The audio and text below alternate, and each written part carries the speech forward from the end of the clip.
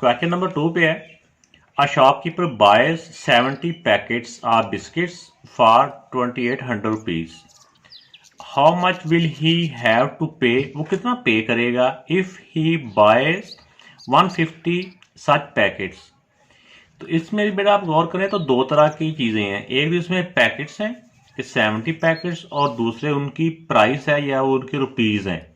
यानी इसमें पैकेट और रुपीज़ कह लें या प्राइस कह लें, जिस तरह मर्जी कह लें आप, इससे फ़र्क नहीं पड़ता। और दूसरा इसमें ये भी यानी दो चीज़ें हैं। दूसरी तरफ इसमें है कि पे फाइन करनी है, यानी कितने पे करने हैं अगर वो 150 पैकेट्स परचेज करता है। तो इसमें ये हमने गौर करना होता है कि वो जो चीज़ें हैं वो कितनी किस्म की हैं, इसमें जो कुछ भी डाटा दिया हुआ वो कितने किस्म का है। एक पैकेट है और दूसरा रुपीज़ है। इनको पेज के ऊपर लिखता हूँ।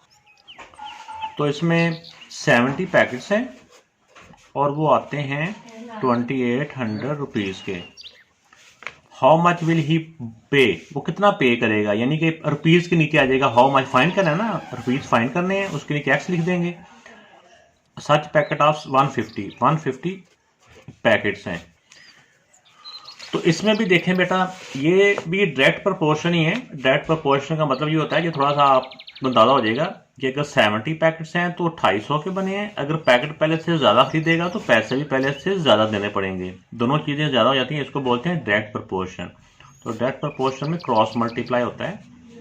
तो पहले एक्स वाली वैल्यू को मल्टीप्लाई कर लिया करें, 70 को एक्स से मल्टीप्लाई किया, 70 multiply by X equal to दूसरी दोनों का मल्टीप्लाई, 150 मल्टीप्लाई बाय 2800 रुपीज़। अब 70 इस तरफ मल्टीप्लाई हो रहा है, दूसरी तरफ जाके 70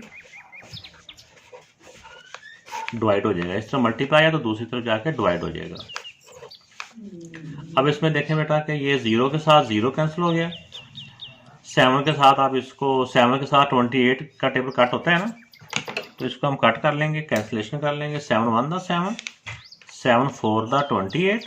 अब ये 2 0 हैं, ये 2 0 एज इट इज साथ आ गए। अब इनको आप मल्टीप्लाई कर लें,